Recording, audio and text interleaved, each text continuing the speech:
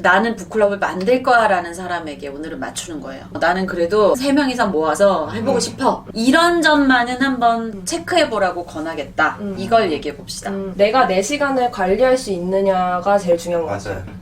저는 약속을 지키는 것도 되게 중요한 것 같아요. 아무리 시간 관리를 해도 네. 본인이 약속을 안 지키면 어느 순간에는 문제가 또 생길 수가 있는 거죠. 그렇죠. 평소에 모이려고 그랬는데 사람들이 시간에 안 오면 어떻게 하세요? 기본적으로 화가 나고 한 사람씩 다 지금 어딨냐, 왜 이때 오자고 했는데 왜 너는 안 지키냐. 근데 그걸 10번, 20번 할 수는 없잖아요. 사람이랑 부딪힐 각오도 있어야 되는 것 같아요. 맞아. 그런 사람을 한두 번은 해줄 수 있겠지만 그게 계속 된다면은 네. 그러면 우리 이제 북클럽을 이제 시작하려고 했는데 뭐 사람들하고 뭐 싸울 수도 있어야 돼, 부딪힐 수도 있어야 되고 뭐 우리도 다들 근데 내가 여러분 어떻게 생각하세요? 뭐 설문조사 했더니 난리 났어. 대통령 뽑나 이런 생각이 맞아. 들더라고요. 맞아. 왜냐면 여기 있는 거 보면 뭐 갈등을 감당할 수 있는가, 뭐 나는 내 몫을 하는가. 그러니까 이거를 잘 생각해 보면요. 결국은 책임을 어디까지 질까에 대해서 자기가 얼만큼 계산을 했느냐의 문제라고 저는 생각했어요.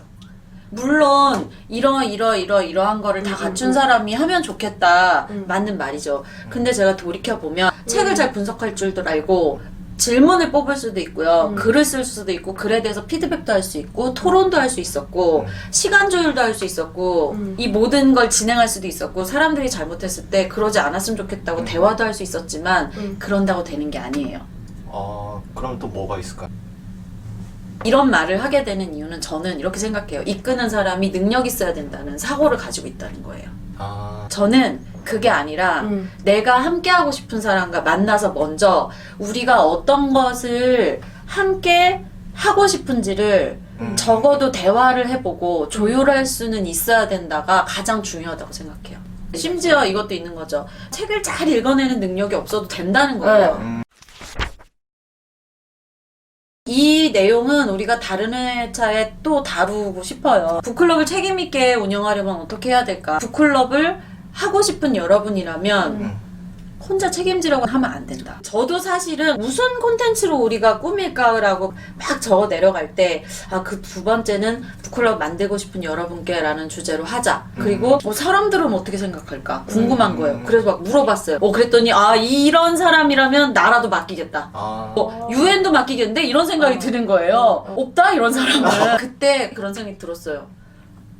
우린 영웅 컴플렉스가 있구나. 가만히 생각했더니 내가 이 모든 걸 다 갖췄나? 그리고 또 만약에 내가 갖췄다 한들 그러면 북클럽에 성공하나? 절대 아니었어요.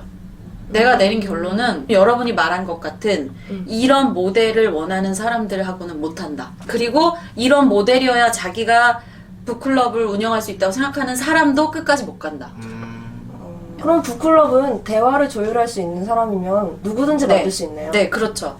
그냥 나는 모임을 하고 싶다.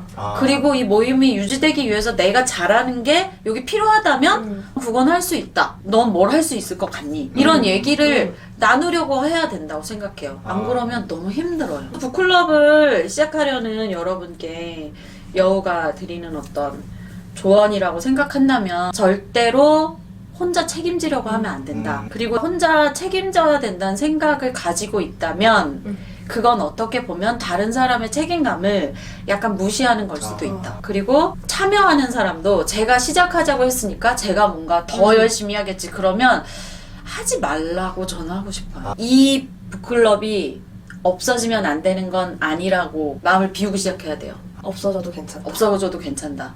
없어지면 그만이다. 너무 큰 부담을 갖고 시작하지는 말라. 큰 부담보다는 절대시하지 마라.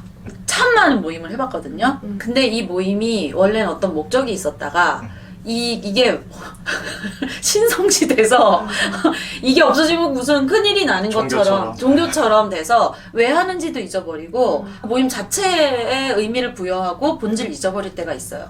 그렇게 되면 어떻게 되냐면 사람들이 책도 잘 안 읽고 와서 내용도 깊이가 없고 성장도 없는데 그냥 해야 되는 줄 알고 자리만 채우고 앉아있는 거죠. 그렇게 됐을 때 사실 본인이 의미를 못 찾으면 가치가 없잖아요.